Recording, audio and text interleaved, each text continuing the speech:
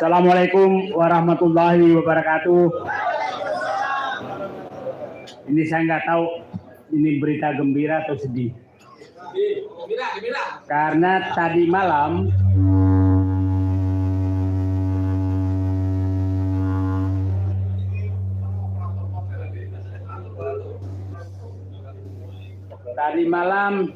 saya ketemu pimpinan tertinggi negara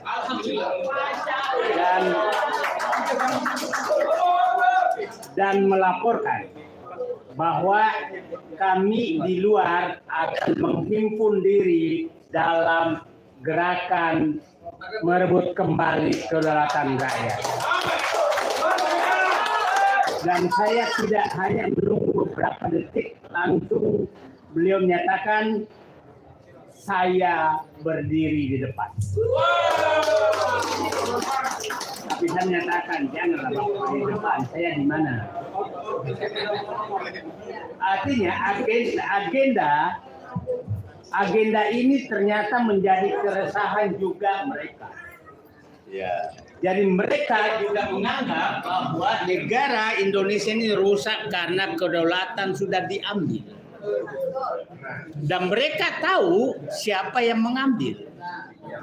Mereka tahu siapa yang mengambil dan sepertinya mereka tahu bahwa tidak bisa merebut tanpa bapak-bapak dan ibu ikut merebutnya.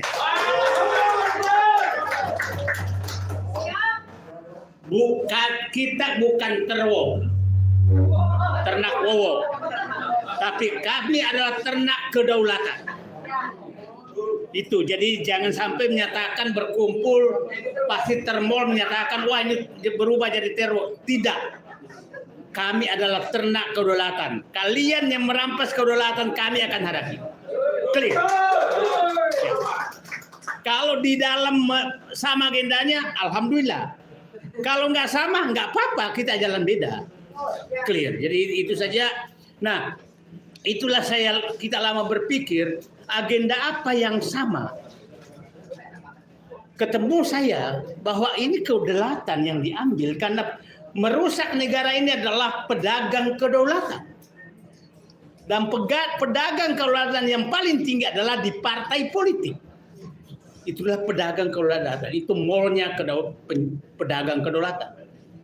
Pedagang kedaulatan kedua ada di Parcok. Pedagang kedaulatan ketiga ada di Parjo. Parjo partai hijau aja juga di situ, bukan Parcok aja. Ya, ada juga ya Pak Narko kan? Udah wirawan Pak beliau. Bukan. Di kita juga ada, di aktivis juga ada Parjo kan ya, pada pedagang kedaulatan.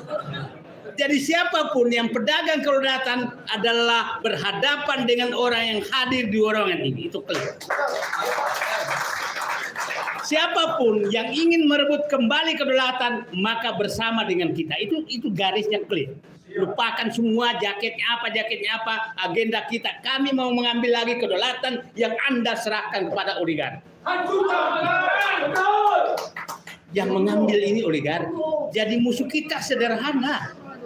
Kalau dilihat oligarki itu hanya 60 orang.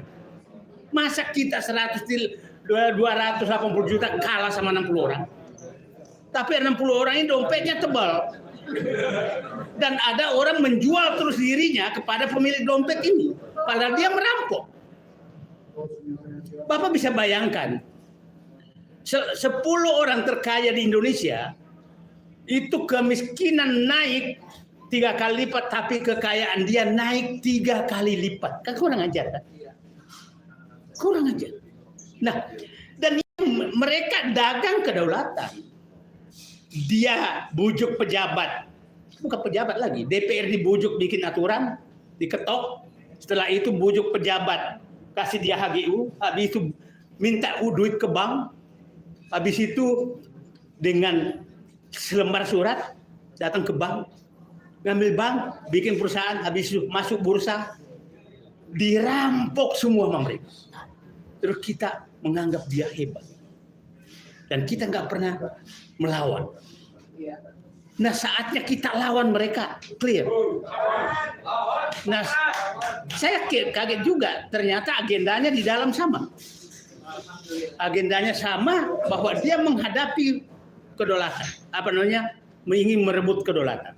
Yang saya katakan, kedaulatan yang saya tuntut adalah cobalah yang problem ini, walaupun Bapak udah ngambil sawit, tambang apa segala, tapi pimpinan Parcok masih belum bisa disentuh, itu kedaulatan hukum belum dipegang. Itu harus segera. Nah, mudah-mudahan lah kita ya saya nggak tahu Bapak Presiden tadi malam panjang 4 jam lah ngobrol dengan gaya saya lah, nggak ada bedanya. Suka alhamdulillah, nggak suka juga alhamdulillah biasa. tapi kita sama, cinta NKRI, cara kita beda. Saya menyatakan ke Presiden, tidak ada oposisi terhadap program utama Prabowo. Tidak ada. Program utama Bapak adalah mengembalikan kedaulatan, melawan oligarki, memberantas korupsi, membersihkan penegak hukum, dan sebenarnya intinya mengembalikan kedaulatan. Sama dengan kita. Sama. Yang kita oposisi adalah terhadap orang-orang yang sekitar Bapak yang menghalangi Bapak mencapai itu. Itu oposisi kita. Jadi, kalau ada di kabinet Bapak atau pimpinan Bapak yang menghalangi Bapak berhadapan dengan kami, atas itu tujuannya. Atas itu tujuannya. Tapi kalau tujuannya untuk menampung sama temannya, maaf duluan, kita berhadapan lagi. Ya, kadang-kadang kita searah, kadang-kadang kita berhadapan, itu biasa lagi. Nah, jadi kita 5 agenda kedaulatan yang harus kita rebut. Ya, karena inilah sumber saya mempelajari. Saya ini hampir semua posisi pernah saya tempati dan saya paham semua. Saya paham bagaimana ini. Saya menyatakan setelah saya telusuri, oh ini negaraku rusak karena kedaulatan yang dijual. Kedaulatan yang dijual. Nah, ini kita harus rebut kembali, gitu kan. Nah, ya tadi saya misalkan kedaulatan ekonomi, kedaulatan hukum, kedaulatan politik, kedaulatan wilayah, kedaulatan sumber daya alam. Nah, saya katakan, problemnya pemerintah sekarang pasukannya belum cukup untuk merebut kedaulatan itu. Pasti banyak sekali orang yang memusuhi Syafri Samsudin. Pasti.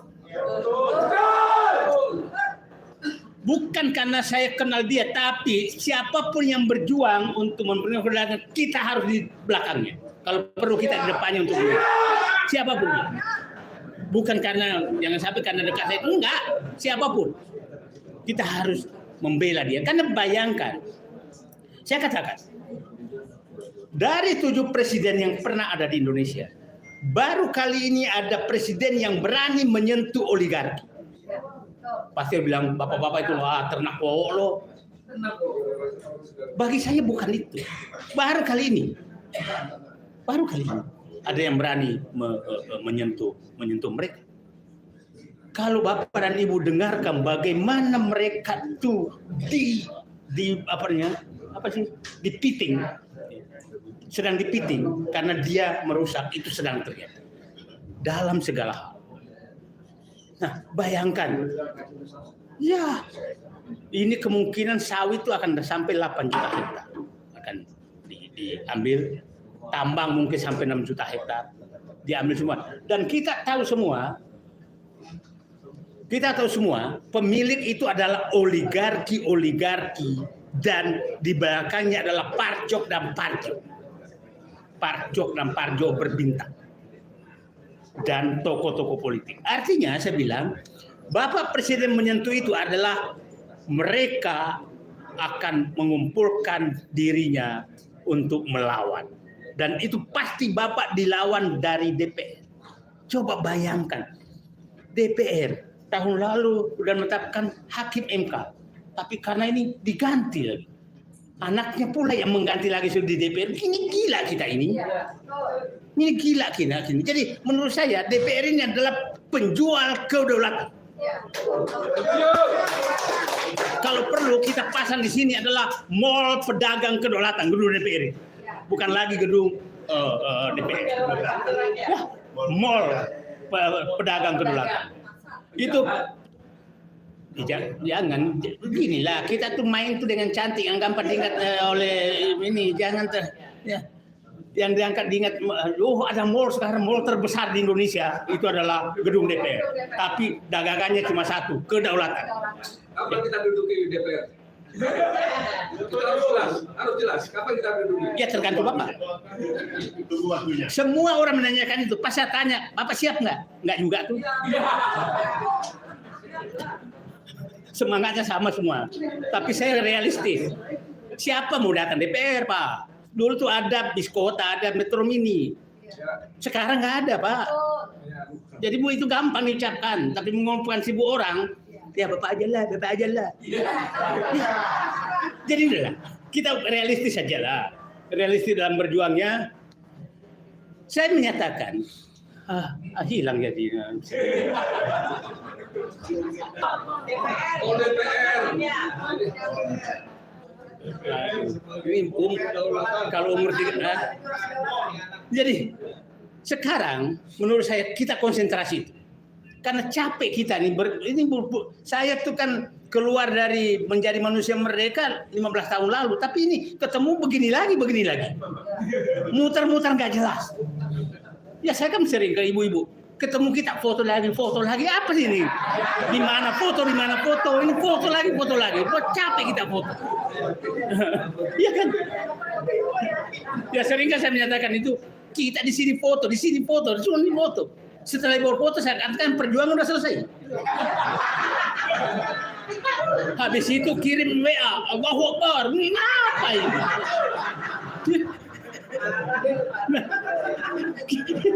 Enggak, saya orangnya belak-belakan. Jadi karena saya di birokrat saya paham betul. Nah, saya melihat bagaimana saya sering teman-teman menyatakan, kok kau masih percaya Prabowo? Saya percaya niatnya. Tapi saya frustrasi caranya. Oke? Tapi saya saksikan sendiri. Kalau Bapak tahu, itu kan tadi pagi mulai beredar seakan-akan pimpinan OJK itu pahlawan. Mengundurkan diri. Kalau yang tahu di belakangnya itu bukan mengundurkan diri. Itu saya ingat pada saat Prabowo dikasih ultimatum, lepaskan tongkatnya dia sebelum jam 18. Itu kira-kira peristiwa itu hampir sama. Nah, saya butuh pimpinan yang tegas seperti itu. Pimpinan yang tegas, siapa perampok, hajar. Nah, jadi intinya bahwa di dalam tuh, selamat datang Pak. Di dalam butuh membantu kita di luar merebut kedaulatan, mereka memutuskan bagaimana kedaulatan dicabut giginya. Kira-kira begitu aja kita dicabut taringnya. Yang saya ulangi tadi, saya laporkan Pak, saya akan membentuk gerakan merebut kedaulatan. Oke, langsung dijawab. Oke, bagus.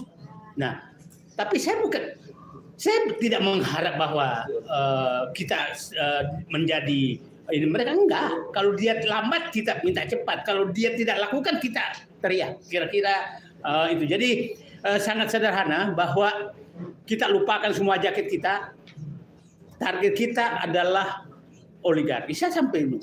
Pak itu PIK 2 kenapa dibiarkan? Langsung keluar instruksi. Cabut. Jadi maksud saya sebenarnya kalau kelompok ini banyak berdiskusi dengan presiden, saya yakin akan lebih cepat kembalinya kedaulatan. Mungkin salah teman diskusi. Mungkin salah teman diskusi atau ditakut-takuti. Jadi pertemuan di rumah saya itu hampir dibelokkan bahwa itu ada kelompok mau makar. Hampir hari pertama, sehari sebelumnya itu saya sudah dapat informasi. Amin satu. Tapi tangan Allah bekerja berbalik bahwa inilah kelompok orang-orang yang hanya memikirkan bangsa dan negara. Tidak ada agenda. Itu. Nah, itulah kira itu. Nah, jadi menurut saya begini. Kita harus menggalang seluruh Indonesia agar rakyat yang terambil kedaulatannya itu yang harus kita bela dan bergerak. Yang tanahnya tergusur kita tampung dan bentuk seluruh wilayah. Agendanya satu adalah orang rakyat yang diambil kedaulatannya.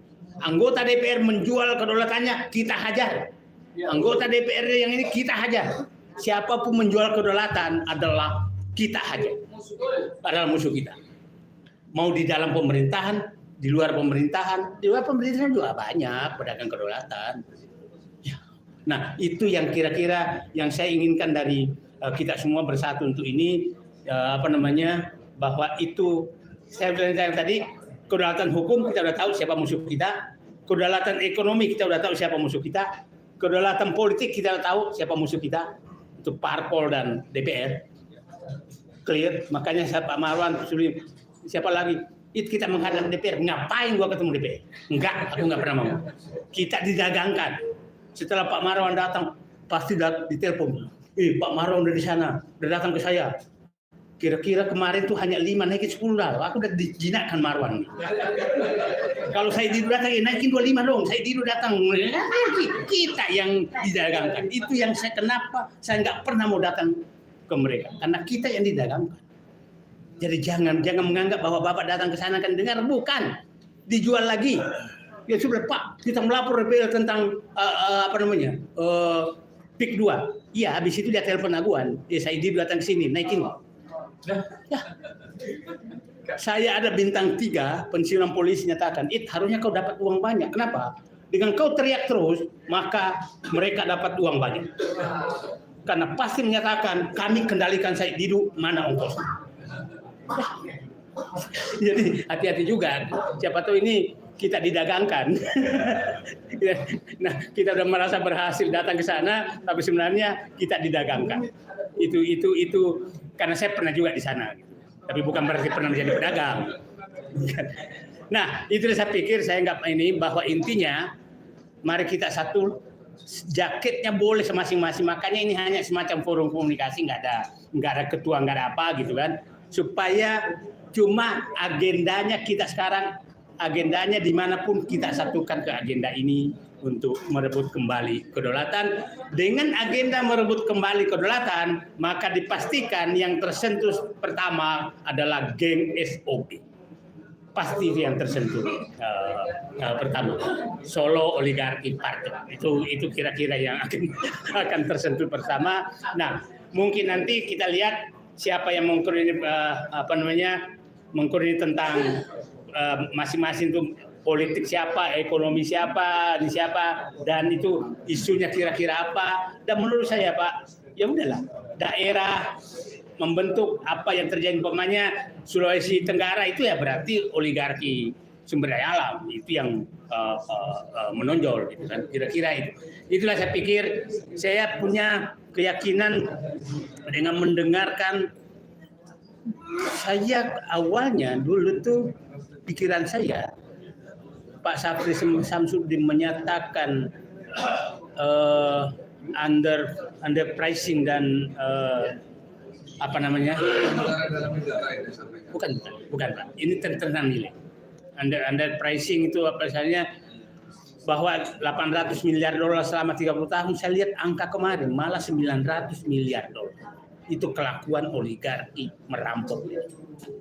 950 miliar dolar. Kalau digabungkan dengan lain 1,2 triliun dolar yang sudah diambil oleh mereka. Dan presiden punya data tentang, dan dia tahu siapa. Dia tahu semua siapa yang perampoknya itu. Nah, itu saya pikir ya kita nanti identifikasi siapa perampoknya, siapa ininya tentang. Nah, itulah saya pikir ini saya ya mudah-mudahan kita ketemu jalan kembali memperbaiki negeri ini, dan saya punya keyakinan kelihatannya oke. Oke, ini agenda ini tidak memandang mau tidak berbasis apapun, tapi berbasis kepada pengembalian kedaulatan. Itu saya pikir, mohon maaf kalau kurang sistematis, karena saya agak senang bahwa selama ini yang dianggap oposisi ternyata sudah dibukakan oposisi sangat keras dan dibukakan pintu untuk berdiskusi dan diskusinya sangat menarik, sangat menarik yang nggak mungkin saya buka semua di sini, tapi ini khusus saya laporkan. Besok Pak, saya kumpulkan teman-teman untuk membentuk ini, oke. Tapi nggak usah, kita juga nggak mau dibawa pemerintah, nggak mau. Ya dia jalan dengan agendanya, kita jalan dengan agenda kita. Nah, ya, oke. Terima kasih. Assalamualaikum warahmatullahi wabarakatuh.